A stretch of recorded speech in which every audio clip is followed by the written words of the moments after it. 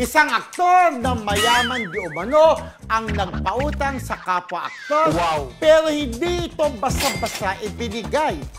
Pinapabalik-balik pa raw ni Richie actor si Barry Star at nang sa wakas ay nagkaharap sila. Pinangaralan pa muna ito tungkol sa halaga ng sipag at tiyaga bago iniabot ang pera. So, hulaan yan. Oo na, pinahirapan pa. Pinahirapan. Hindi agad ibinigay, actually umabot ng ano. May payo-payo pa. Bago pa utangin. Bago pa utangin. Pinermunan pa. Oo. Kawawa naman yung aktor. Tapos sinaboy pa yung pera. Hindi naman. Kasi sinaboy dyan, Yun yung drawing niya. Na parang sabi, Drawing talaga. Kasi medyo may pagkatamad-tamad yung actor na nangungutang eh.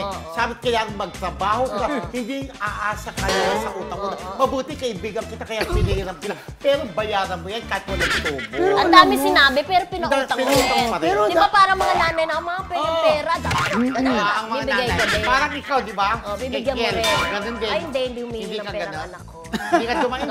Hindi ka madaldal. Kakain mga nanay natin dati, no? Oo, sana, Ito, isang bait ka kung sa magpapautang ka, huwag ka na magpahirap, di ba? Correct. Magbibigay ka rin Huwag ka naman ng pala. manermon.